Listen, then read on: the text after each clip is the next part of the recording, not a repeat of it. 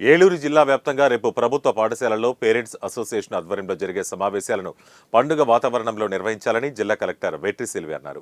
ఏలూరులోని collector కార్యాలయంలో సమావేశం జరిగింది. ఈ సందర్భంగా కలెక్టర్ మాట్లాడుతూ తల్లిదండ్రులకు, పిల్లలకు, అదేవిధంగా పిల్లలకు, ఉపాధ్యాయులకు మధ్య ఒక విధమైన స్నేహపూర్వక సంబంధం కలిగి ఉన్నప్పుడే విద్యార్థి భవిష్యత్తుకు చదువుతోడే మంచి పునాది ఏర్పడుతుందన్నారు.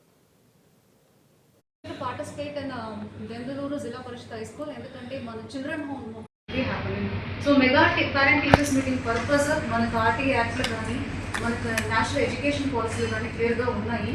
ఒక క్వాలిటీ ఆఫ్ ఎడ్యుకేషన్ రావాలంటే దానికి all the stake holders participate చేస్తేనే బాగుంటుంది. దానికి ఇంపార్టెన్స్ కూడా తెలుస్తుంది. అది ఇంప్రూవ్ చేయడానికి కూడా స్కోప్ ఉంటుంది. కాబట్టి ఈ పేరెంట్ టీచర్స్ మీటింగ్ పర్పస్ అదే. So community participation in the schools, in the education, to improve the quality of the education. So, ఇదే పర్పస్ లోనే ఈ mega parent teachers meeting will be conducting.